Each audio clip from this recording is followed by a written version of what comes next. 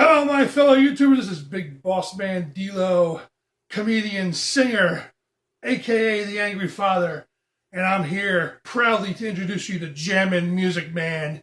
Enjoy.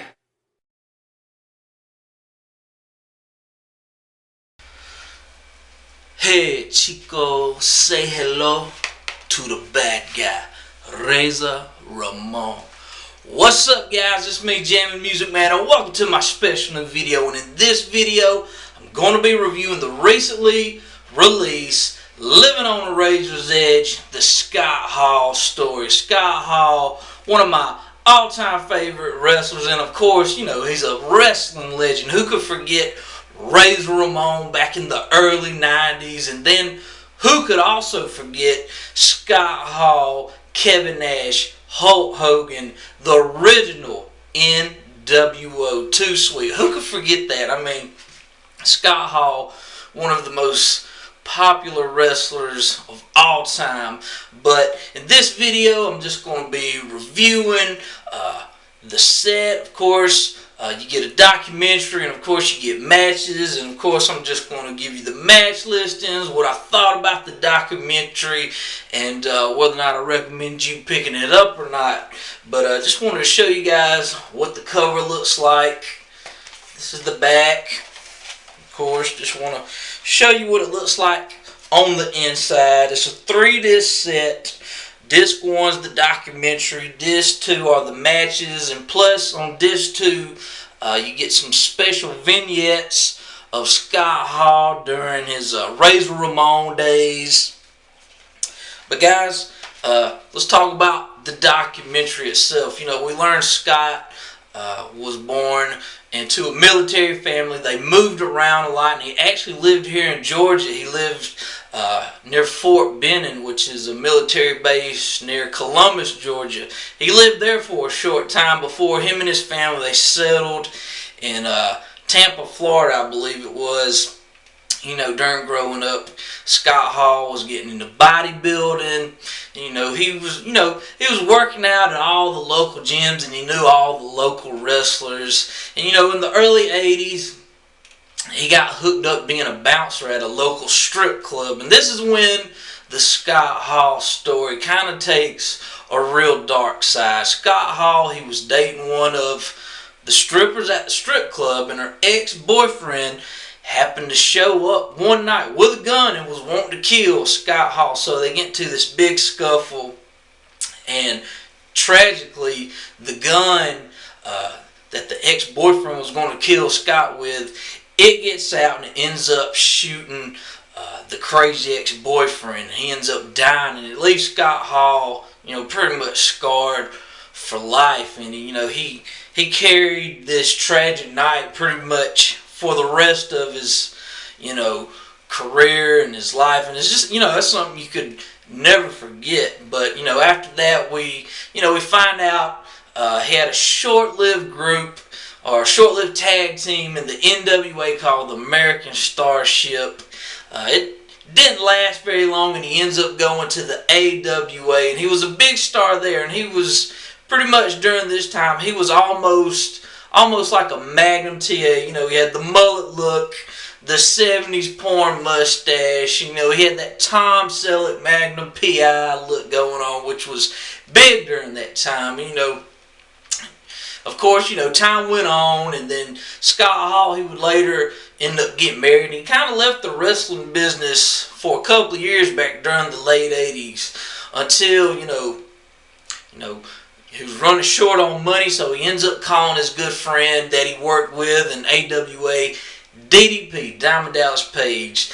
And DDP gets Scott Hall hooked up with WCW as the Diamond Stud. And during Scott's tenure as the Diamond Stud, you could kind of see what was to come with the whole Razor Ramon gimmick. During this time, you know, he had the jet black hair, the toothpick, the attitude, and the sunglasses. And you know, it was also during this time where he meets one of his best friends, Kevin Nash. And during this time in the early 90s, Kevin Nash, he was pretty much going through an identity crisis in WCW. He was Oz, and then he became Vinny Vegas.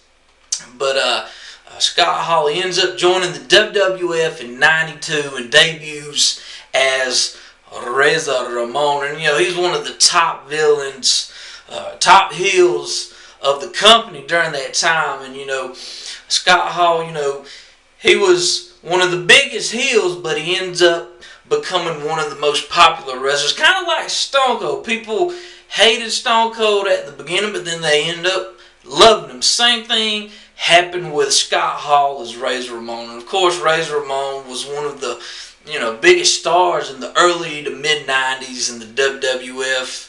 And then the story takes a turn. Well, he ends up jumping ship to World Championship Wrestling, and this is when the whole NWO thing gets started with him, Kevin Nash, and Hogan. And pretty much from the mid 90s to the late 90s, the NWO pretty much dominated WCW, Monday Nitro, Thunder, all that stuff during that time. And it was also during this time,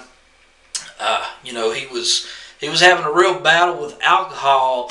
And there would be, I remember watching episodes of Monday Nitro back then with Scott Hall. He had like an alcohol problem. He couldn't wrestle. It kind of made you wonder, is this real? Is this part of the show? Well, from what we learned, it was real. He did have an alcohol problem. And, after, the whole NWO thing kind of went out and WCW went under, we didn't see Scott Hall return to the WWF until 2002 with the new NWO, and Vince McMahon brought back the NWO. And it was during this time Scott Hall's wrestling abilities were just not as good as what they were like 10 years ago. And it was right after WrestleMania 18 when he wrestled Stone Cold. It was after that, he kind of just went away from wrestling for a while. And he battled his personal demons with alcohol and drugs.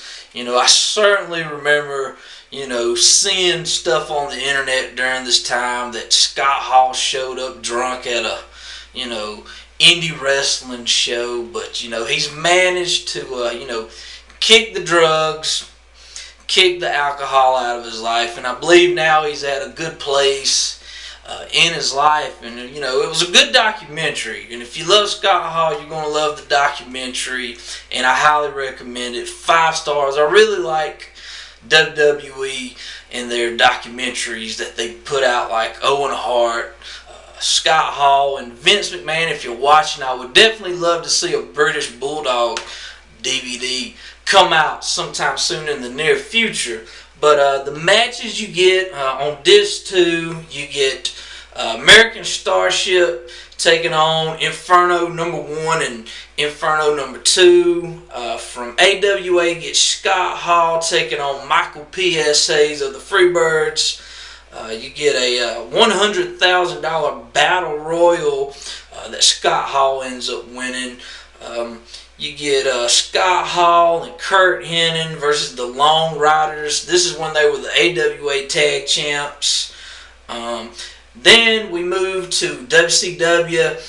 You get Scott Hall and DDP, the Diamond Exchange, taking on Brian Lee and Chris Sullivan. And also you get Razor Ramon's debut match from Superstars in August of '92. You get Razor Ramon versus Paul Van Dam. From Royal Rumble '93, you get Razor taking on Bret Hitman Hart for the World Belt. One of my all-time favorite Raw moments, you get Razor Ramon versus the Kid. The Kid gets the upset, and of course we know the Kid would become the 1-2-3 Kid, X-Pac.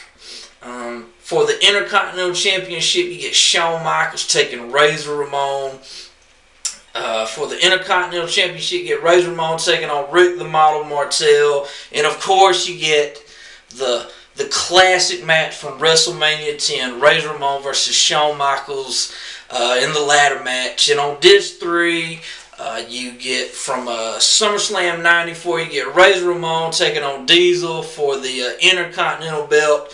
And during this match, Razor Ramon had football legend Walter Payton in his corner. From Royal Rumble '95, you get Razor Ramon taking on Jeff Jarrett for the Intercontinental Belt. From Royal Rumble '96, you get Razor Ramon taking on Goldust for the Intercontinental Belt. From Hog Wild, you get the Outsiders, Hall and Nash, taking on Sting and Lex Luger. From Halloween Havoc '96, you get the Outsiders taking on Harlem Heat.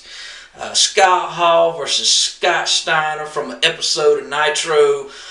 Scott Hall taking on Y2J Chris Jericho from an episode of Nitro. You get Scott Hall taking on Sting for the WCW belt from Uncensored '98. You get the Outsiders taking on Goldberg and Sid Vicious. From SmackDown 2002, you get Scott Hall versus The Rock.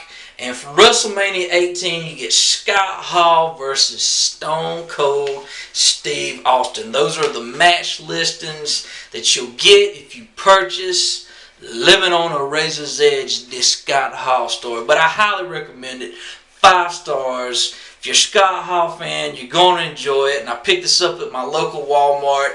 I believe it was maybe $20, $21 and all. But, you know, it's a 3-disc set.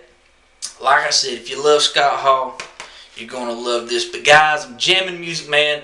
Hope you enjoyed this video. I know I talked a lot, but give it a thumbs up. Be sure to subscribe to my channel. I'll put a link to my Twitter and Instagram below, so hit me up on those sites. But guys, I'm Jammin' Music Man. Thanks for watching, and I will see you on the Razor's Edge. Chico.